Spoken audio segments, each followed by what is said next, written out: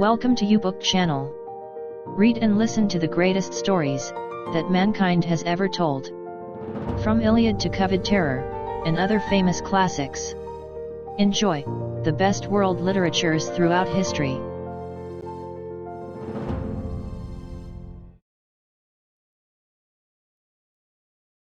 Copyright 2021. By Jerry Ducatis. All rights reserved.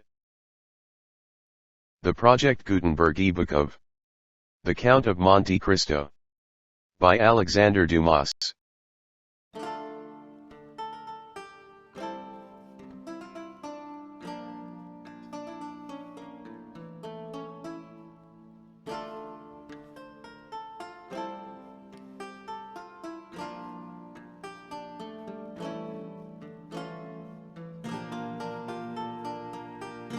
The Count of Monte Cristo. By Alexandre Dumas. Volume 1. Chapter 4. Conspiracy. Danglars followed Edmond and Mercedes with his eyes until the two lovers disappeared behind one of the angles of Fort St. Nicholas. Then, turning round, he perceived Fernand, who had fallen, pale and trembling, into his chair, while Kate Rouse stammered out the words of a drinking song. "Well, my dear sir," said Danglars to Fernand, "here is a marriage which does not appear to make everybody happy." "It drives me to despair," said Fernand. "Do you, then, love Mercedes?" "I adore her." "For long?" "As long as I have known her always." "And you sit there, tearing your hair, instead of seeking to remedy your condition." "I did not think that was the way of your people." "What would you have me do?" said Fernand. "How do I know? Is it my affair? I am not in love with Mademoiselle Mercedes. But for you, in the words of the Gospel, seek, and you shall find. I have found already." "What?" "I would stab the man, but the woman told me that if any misfortune happened to her betrothed, she would kill herself." "Pooh! Women say those things, but never do them. You do not know Mercedes. What she threatens she will do." "Idiot!" muttered Danglars. "Whether she kill herself or not, what matter, provided Dantes is not captain." "Before Mercedes should die," replied Fernand, with the accents of unshaken resolution, "I would die myself." "That's what I call love," said Kate Rouse with a voice more tipsy than ever. "That's love, or I don't know what love is." "Come," said Danglars, "you appear to me a good sort of fellow, and hang me, I should like to help you, but—" "Yes," said Kate Rouse, "but how?" "My dear fellow," replied Danglars, "you are 3 parts drunk. Finish the bottle, and you will be completely so.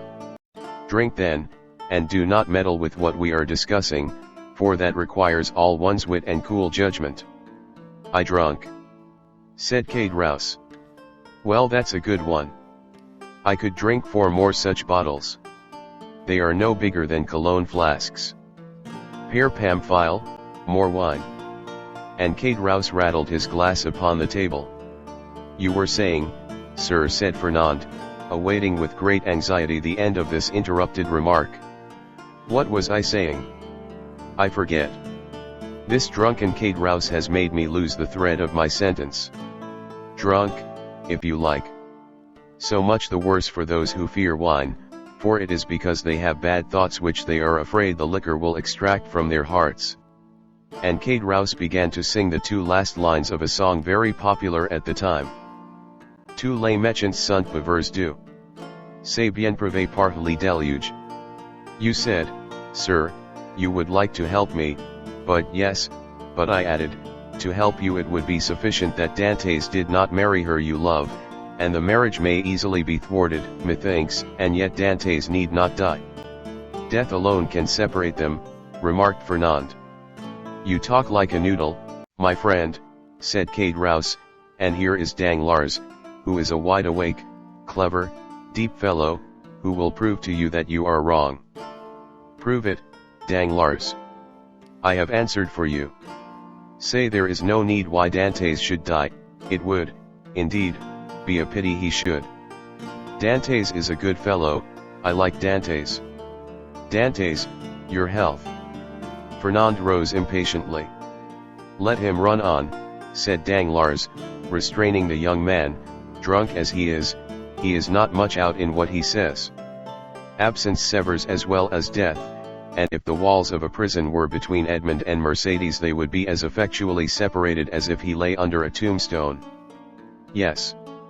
But one gets out of prison, said Caderousse, who, with what sense was left him, listened eagerly to the conversation, and when one gets out and one's name is Edmond Dantes, one seeks revenge. What matters that, muttered Fernand.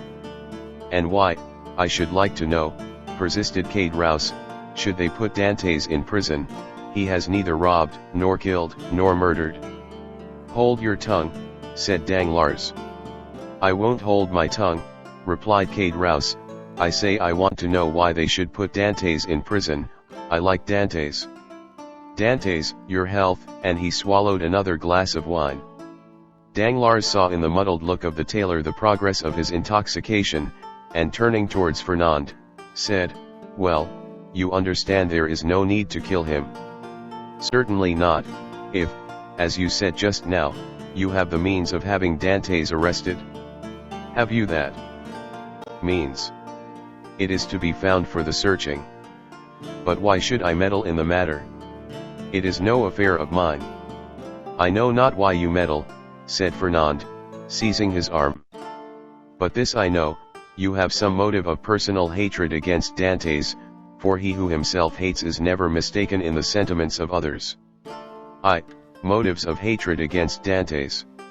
None, on my word. I saw you were unhappy, and your unhappiness interested me, that's all. But since you believe I act for my own account, adieu, my dear friend, get out of the affair as best you may, and Danglars rose as if he meant to depart. No, no, said Fernand, restraining him, stay. It is of very little consequence to me at the end of the matter whether you have any angry feeling or not against Dantes. I hate him. I confess it openly. Do you find the means, I will execute it, provided it is not to kill the man, for Mercédès has declared she will kill herself if Dantes is killed. Caderousse, who had let his head drop on the table, now raised it, and looking at Fernand with his dull and fishy eyes, he said, kill Dantes? Who talks of killing Dantes?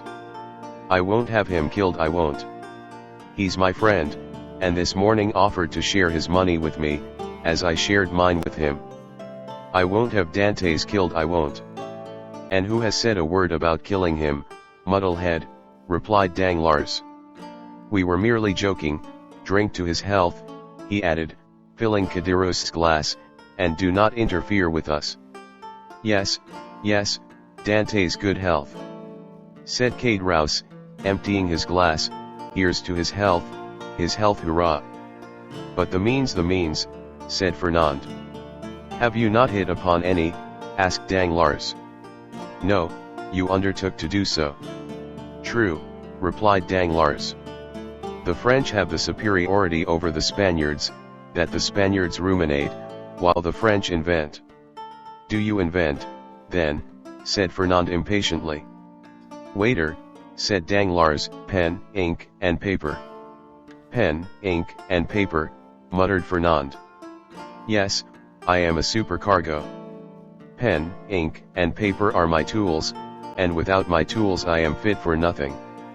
Pen, ink, and paper, then, called Fernand loudly.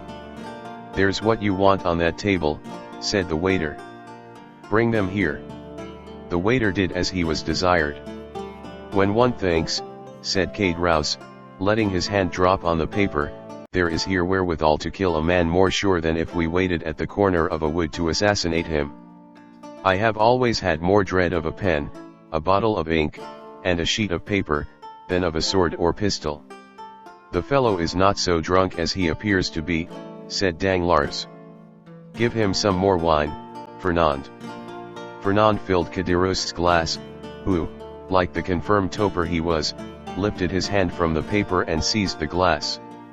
The Catalan watched him until Cade Rouse, almost overcome by this fresh assault on his senses, rested, or rather dropped, his glass upon the table. "Well," resumed the Catalan, as he saw the final glimmer of Cadiros's reason vanishing before the last glass of wine. "Well, then, I should say, for instance," resumed Danglars, "that if after a voyage such as Dantes has just made, in which he touched at the island of Elba, someone were to denounce him to the king's procureur as a Bonapartist agent, I will denounce him," exclaimed the young man hastily. "Yes, but they will make you then sign your declaration, and confront you with him you have denounced. I will supply you with the means of supporting your accusation, for I know the fact well.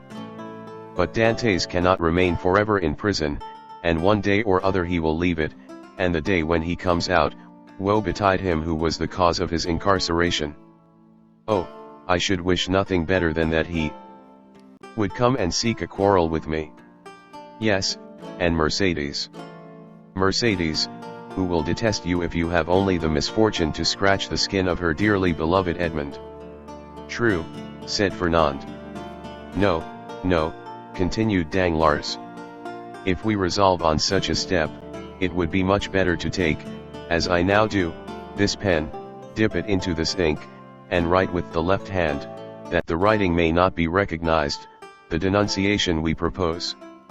And Danglars, uniting practice with theory, wrote with his left hand, and in a writing reversed from his usual style, and totally unlike it, the following lines, which he handed to Fernand, and which Fernand read in an undertone: "The Honorable, the King's Attorney, is informed by a friend of the throne and religion, that one Edmond Dantes, mate of the ship Pharaon, arrived this morning from Smyrna, after having touched at Naples and Porto Ferrajo, has been arrested by Murat with a letter for the usurper, and by the usurper with a letter for the Bonapartist committee in Paris. Proof of this crime will be found on arresting him, for the letter will be found upon him, or at his father's, or in his cabin on board the Pharaon." "Very good," resumed Danglars. "Now your revenge looks like common sense, for in no way can it revert to yourself, and the matter will thus work its own way.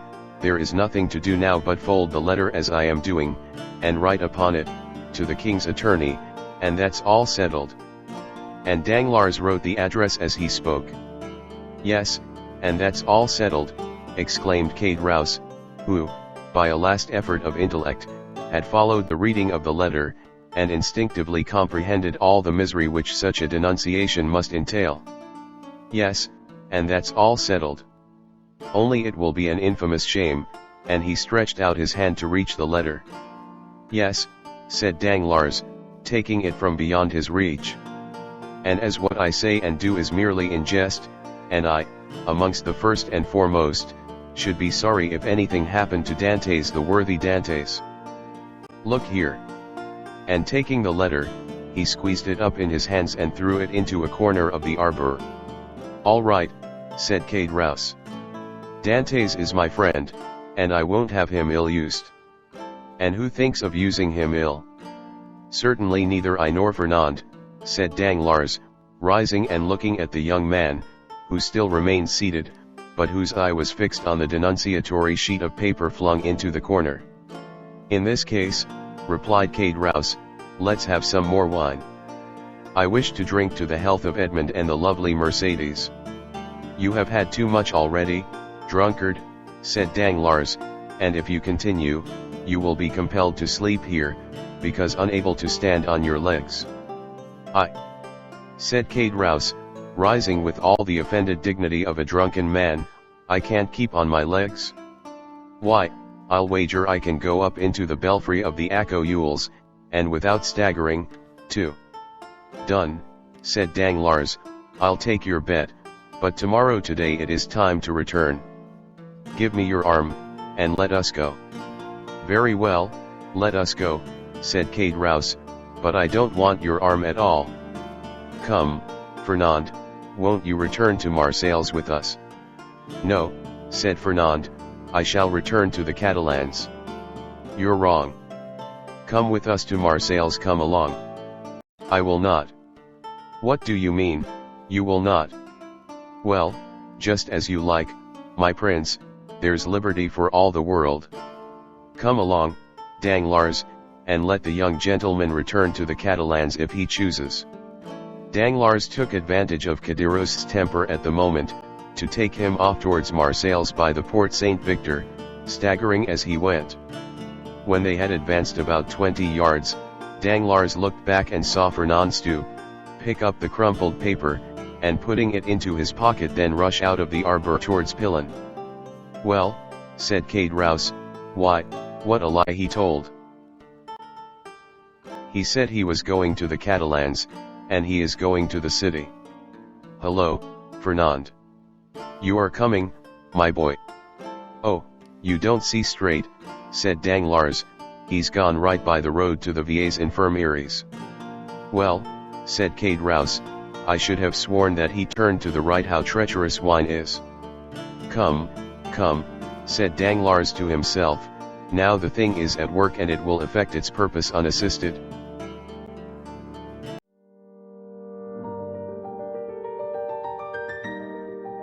Thank you for watching. Write in the comments section for your request as to what book, usually from Project Gutenberg, you want us to feature in YouBook channel. Click like to boost the rating of YouBook channel, make a comment for us for the improvement of our services, and share this video to your friends, with the copyright intact.